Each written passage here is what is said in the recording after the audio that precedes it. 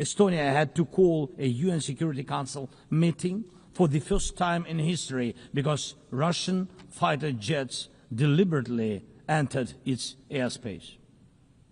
Moldova is defending itself again from Russia's interference. We are helping Moldova, and Russia's trying to do to Moldova what Iran once did to Lebanon. And the global response, again, not enough.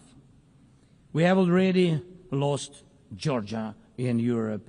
Human rights and the European nature of the state system are only shrinking there. Georgia is dependent on Russia. And for many, many years, Belarus has also been moving toward dependence on Russia. Europe cannot afford to lose Moldova too. It's important to remember how the world once ignored the need to help Georgia after Russia's attack, and how the moment was missed with Belarus. How Moldova must not be lost. And for Europe, supporting Moldova's stability is not costly, but failing to do so will come at a much higher price. That's why the EU needs to help Moldova now with funding and energy support, not just words or political gestures. We must not forget about protecting the rights of people and the rights of nations in regions where these rights are under threat. The UN Charter and the Universal Declaration of Human Rights must apply everywhere. But the Taliban in Afghanistan dragged a whole country back into the dark ages. Cartels in some Latin America countries are more powerful than the government there. This is all about collapse of international law and the weakness of the international institutions. And so it's about the rise of weapons. Weapons decide who survives. Excellencies, yesterday President Trump stood right here in this hall, and God saved him from a murder attempt during the campaign. A shot was fired from a rifle, and just a fraction of an inch saved his life. Just days ago, President, along with hundreds of thousands of Americans, honored the memory of Charlie Kirk. Sadly, his life was cut short by a bullet. Once again, violence with a rifle in hand. We also mourn the Ukrainian woman, Irina Zarutska. She was brutally killed with a knife here in America, the very country where she was seeking refuge from Russia's war. And almost every day, when we open the news, we see headlines about violent attacks happening all around the world. Most of it is done with weapons. People are already used to, but weapons are evolving faster than our ability to defend ourselves. Now, there are tens of thousands of people who know how to professionally kill using drones. Stopping that kind of attack is harder than stopping any gun, knife, or bomb. This is what Russia has brought with its war. It used to be that only the strongest countries could use drones because they were expensive and complex. Now even simple drones can fly thousands of kilometers. War tech doesn't care about geography anymore. It's now reshaping it. Just recently, airports in Europe had to shut down because of drones. Authorities couldn't even say what kind of drones they were, who sent them, or from where. Last week, North Korea announced the test of a tactical strike drone. That means even countries with limited resources can now build weapons that are dangerous to their neighbors. Ukraine and nations like Saudi Arabia know all too well how dangerous Iranian attack drones are. But what happens when all the types of drones become available, even to small terrorist groups or cartels? The world moves too slowly to protect itself, and weapons move fast. Now companies are already working on drones that can shoot down other drones, and it's only a matter of time, not much, before drones are fighting drones, attacking critical infrastructure, and targeting people all by themselves, fully autonomous and no human involved, except the few who control AI systems. Dear leaders, we are now living through the most destructive arms race in human history, because this time includes artificial intelligence. And if there are no real security guarantees except friends and weapons, and if the world can't respond even to old threats, and if there is no strong platform for international security, will there be any place left on Earth that's still safe for people? We need global rules now for how AI can be used in weapons, and this is just as urgent as preventing the spread of nuclear weapons. We need to restore international cooperation, real working cooperation for peace and for security. A few years from now might already be too late. 10 years ago, war looked different, and no one imagined that cheap drones could create dead zones, areas stretching for dozens of kilometers where nothing moves, no vehicles, no life. People used to imagine that only after a nuclear strike. Now it's drawn reality. Mass-produced, simple drones, and without AI yet. Ukraine doesn't have the big fat missiles dictators love to show off in parades, but we do have drones that can fly up to 2,000-3,000 kilometers. We had no choice but to build them to protect our right to life. Control over the sea used to depend on having a big navy. Ukraine doesn't have a big fleet, but we succeeded. In the Black Sea, we pushed what's left of the Russian navy into remote base. And we did it with sea drones. That's how we protect our ports and maritime trade routes, because Russia has left us no other choice.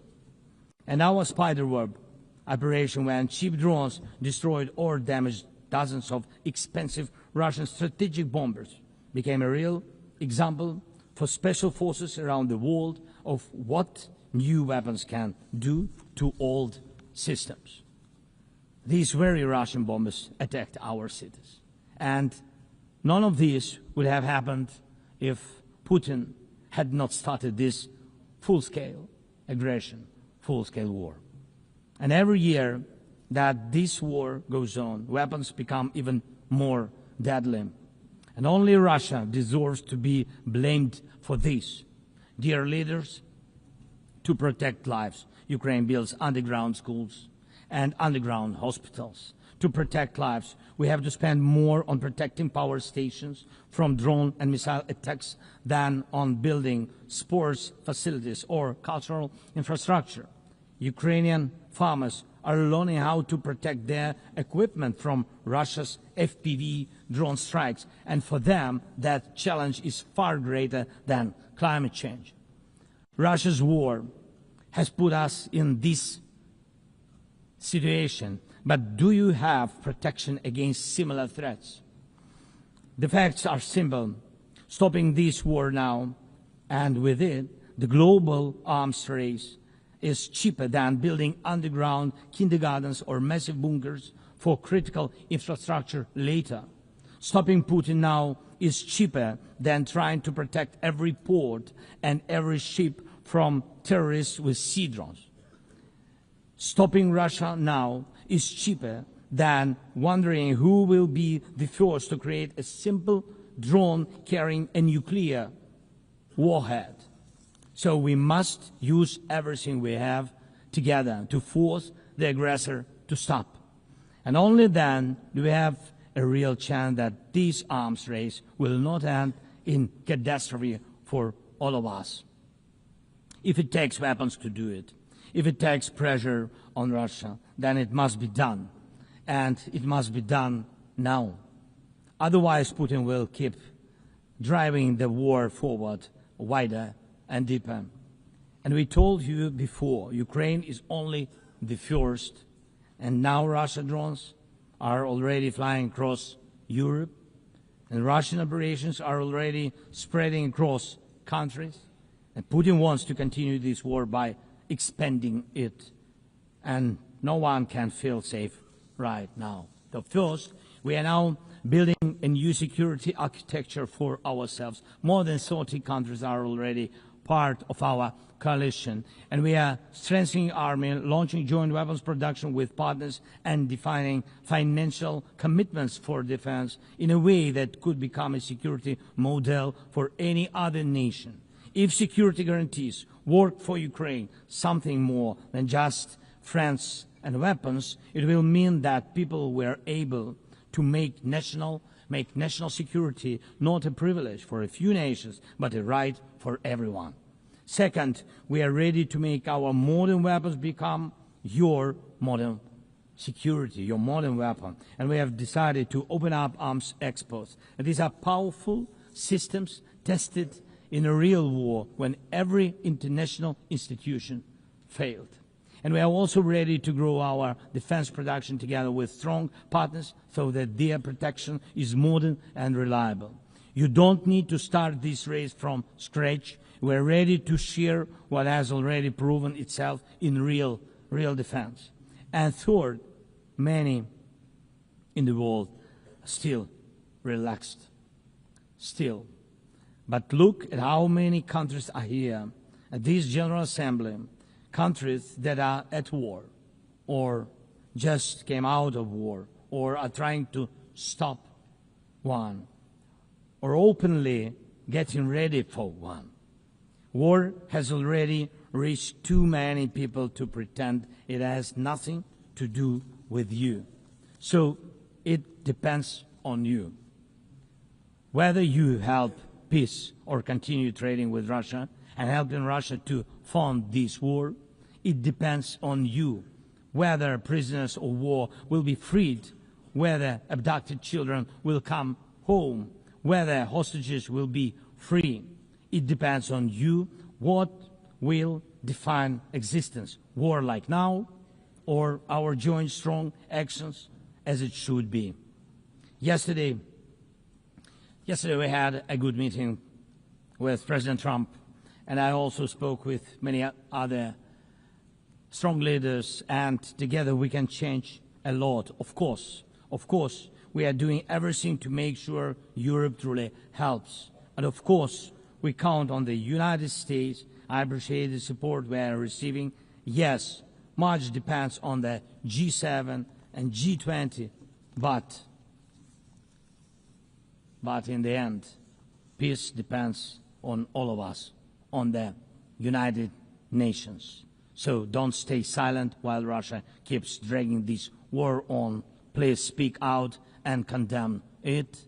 Please join us in defending life and international law and order. People are waiting for action. Thank you so much. Slava Ukraini.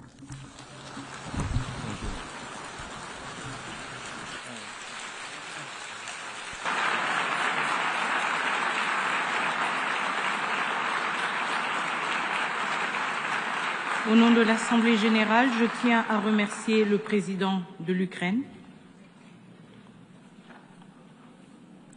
L'Assemblée va entendre l'allocution de Son Altesse Sérénissime, le prince Albert II, prince souverain de Monaco. Je prie le protocole de bien vouloir accompagner Son Altesse Sérénissime, que j'invite à prendre la parole devant l'Assemblée.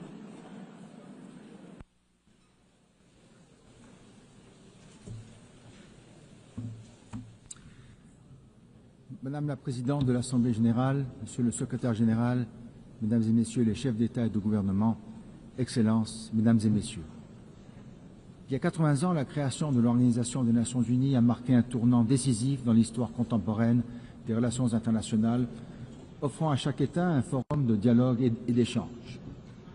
L'ambition des fondateurs était claire et audacieuse. Toutes les nations, grandes ou petites, doivent pouvoir participer sur un pied d'égalité à l'élaboration de solutions collectives. Égalité, respect, dialogue, voilà le cœur de l'esprit multilatéral Ce sont précisément ces valeurs qui ont permis à Monaco de trouver sa place dans le concert des nations. Au cours des 6 décennies, les Nations Unies ont su accompagner les grands tournants de l'histoire. La reconstruction de l'Europe après la Seconde Guerre mondiale, le processus de décolonisation, l'espoir d'un ordre international plus apaisé après la guerre froide. L'organisation a contribué à l'édification d'un droit international solide, par l'adoption de nombreux traités, du droit de la mer à la lutte contre le terrorisme, de la protection de l'environnement à la promotion des droits de l'homme. Monaco a ratifié plus de 270 de ces traités qui, bien au-delà de leur dimension symbolique, régulent la vie quotidienne de sa population. L'ONU a également joué un rôle central dans le maintien de la paix et de la sécurité internationale. Sur tous les continents, ces opérations ont permis de prévenir les conflits et d'accompagner les transitions démocratiques. La justice internationale, notamment à travers les jugements et arrêts rendus par les tribunaux pénaux internationaux, a marqué une avancée majeure dans la lutte contre l'impunité des crimes les plus graves, tandis que la Cour internationale de justice demeure un pilier du règlement pacifique des différends. Par ailleurs, l'ONU a été pionnière dans la prise de conscience écologique et la protection de notre planète, mobilisant gouvernants, scientifiques et sociétés civiles pour bâtir des stratégies concertées. Et vous savez à quel point ces questions me tiennent à cœur. Enfin, l'ONU a mis en lumière le rôle du sport comme vecteur de paix, d'inclusion et de développement. La principauté se réjouit que le sport prenne une place de plus en plus importante dans les travaux de l'organisation. Madame la Présidente, conscients du chemin parcouru depuis 80 ans, nous devons être encore davantage des défis à relever qui appellent une action résolue et collective. Car au bilan positif que je viens d'exposer s'oppose désormais maintenant une réalité beaucoup plus sombre. Nous vivons dans un monde multipolaire où les intérêts nationaux tendent à primer sur la recherche d'un idéal international commun. La multiplication des opérations de maintien de la paix montre que le dialogue et la diplomatie préventive n'ont malheureusement pas toujours les résultats escomptés. La sécurité internationale est aujourd'hui gravement menacée. Les tensions régionales et les conflits qui se propagent aux 4 coins du monde rendent plus que jamais indispensable la réaffirmation des principes fondateurs de l'ONU. Souveraineté des États, règlement pacifique des différends, respect du droit international et des droits humains. À cet égard, la principauté de Monaco condamne fermement la guerre d'agression qui frappe l'Ukraine et les souffrances qu'elle inflige aux populations civiles. J'ai pu réitérer ce message il y a quelques instants au président Zelensky. Je forme le vœu qu'un accord de paix juste, durable et négocié puisse être trouvé dans les meilleurs délais, garantissant la sécurité et répondant aux aspirations du peuple ukrainien. Au Moyen-Orient, les violences ont entraîné des pertes humaines inacceptables. Le risque d'embrasement régional impose une désescalade immédiate, la protection des civils, l'acheminement sans entrave de l'aide humanitaire et une relance sincère du processus de paix sur la base de 2 États. La paix n'est pas une utopie, elle est une impérieuse nécessité. À ces défis sécuritaires viennent s'ajouter les enjeux environnementaux. La communauté internationale s'est récemment réunie à Nice pour la 3e conférence des Nations Unies sur les océans, rappelant avec force l'urgence d'agir pour la protection des mers et des océans. La principauté a organisé en amont de la dite conférence le Blue Economy and Finance Forum. Chefs d'État, dirigeants économiques, investisseurs, philanthropes, banques de développement, ONG, 1800 participants venus de près de 100 pays ont répondu à l'appel et mobilisé davantage de ressources financières pour investir dans une économie bleue, durable et régénérative. Et pourtant, en dépit des engagements pris, les actions concrètes tardent à suivre. L'entrée en vigueur de l'accord BBNJ, le 17 janvier de l'année prochaine, doit nous conduire à sa mise en œuvre sans délai pour assurer la conservation et l'utilisation durable de la biodiversité en haute mer. La lutte contre les changements climatiques est une responsabilité historique. L'accélération des phénomènes extrêmes exige des réponses immédiates, crédibles et financées. Bien qu'elle traverse une période difficile qui commande un soutien sans faille, la science est abondante, accessible et plus fiable que jamais. En outre, l'accord de Paris, dont nous célébrons cette année le 10e anniversaire, fournit un cadre structuré et transparent qui doit instaurer une confiance solide entre tous les acteurs. La publication cette année de nouvelles contributions déterminées au niveau national traduit cette nécessité de toujours faire preuve de plus d'ambition. Je tiens ici à rappeler que ces engagements revêtent une valeur morale, particulièrement envers la jeunesse et les générations futures, mais surtout légal, ainsi que l'a récemment rappelé la Cour internationale de justice dans son avis consultatif. À ce titre, et conformément au nouvel objectif collectif de financement adopté à Bakou l'année dernière, j'ai décidé que mon pays doublerait le financement international spécifique qu'il accorde au titre de l'action climatique, et ce d'ici 2028. Néanmoins, n'oublions pas qu'il serait vain d'investir dans la lutte contre les changements climatiques sans tenir compte de l'appauvrissement de la biodiversité dans le monde. La COP17 sur la Convention de diversité biologique en octobre 2026 à Yerevan est une échéance cruciale pour transformer le cadre mondial de Kunming-Montréal en résultats tangibles, notamment en matière de financement et de protection effective des écosystèmes. Madame la Présidente, nous ne pouvons passer sous silence le recul préoccupant des droits humains. Restriction des libertés, répression de la société civile et de l'opposition, usage excessif de la force. Ces dérives érodent les fondements mêmes de notre organisation et nourrissent la crise de confiance des citoyens envers les institutions. Les droits des femmes constituent un pilier fondamental de la paix, du développement et de la justice. 30 ans après la conférence de Beijing, l'égalité entre les femmes et les hommes n'est toujours pas pleinement universellement atteinte et nous devons réaffirmer qu'il s'agit d'une priorité absolue. Il est également urgent de susciter une mobilisation collective contre les violences faites aux femmes et aux filles et contre tous les types de persécutions qu'elles subissent, y compris dans les zones de conflit. Aucune société ne peut prospérer en laissant subsister de telles inégalités. De même, aucune société ne peut se développer sans prendre soin de sa jeunesse, parce qu'elle n'est pas seulement l'avenir du monde, elle en est le présent. 30 ans après le programme d'action mondiale pour la jeunesse, il nous appartient de renforcer la place des jeunes dans les processus de décision de l'économie, dans la vie civique. L'accès à l'éducation, à l'emploi, à la formation numérique n'est pas un privilège, mais un droit. Madame la Présidente, la santé publique mondiale ne peut attendre. Aujourd'hui, les maladies non transmissibles sont la principale cause de mortalité prématurée et leur prévention exige une mobilisation intersectorielle. Je tiens à saluer le rôle moteur de l'OMS dans la coordination de l'action mondiale contre ces maladies, mais il faut aller plus loin en renforçant les synergies entre les parties prenantes pour améliorer l'efficacité de son action, surtout dans un contexte budgétaire contraint.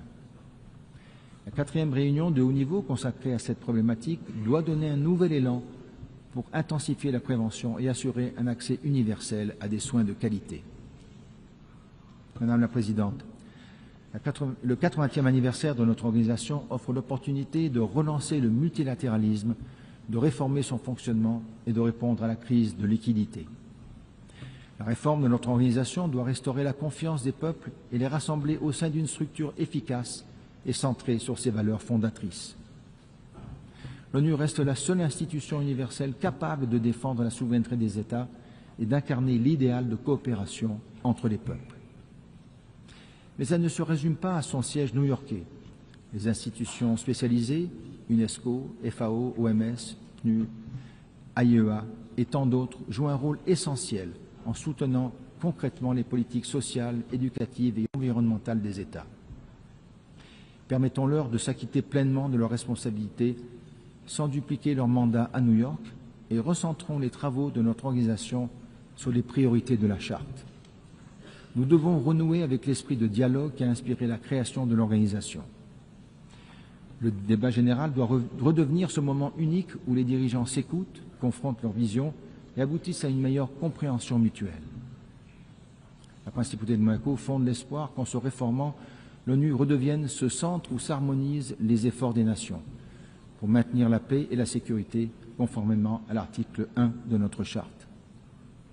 Aucun État ne peut résoudre seul les crises de notre temps.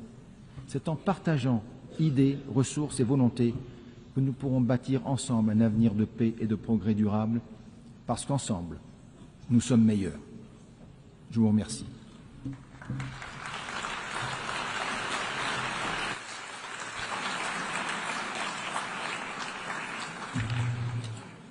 Au nom de l'Assemblée générale, je tiens à remercier le prince souverain de Monaco. L'Assemblée va entendre l'allocution de son Excellence M. Massoud Pezeshkan, président de la République islamique d'Iran. Je prie le protocole de bien vouloir accompagner son Excellence, que j'invite à prendre la parole devant l'Assemblée.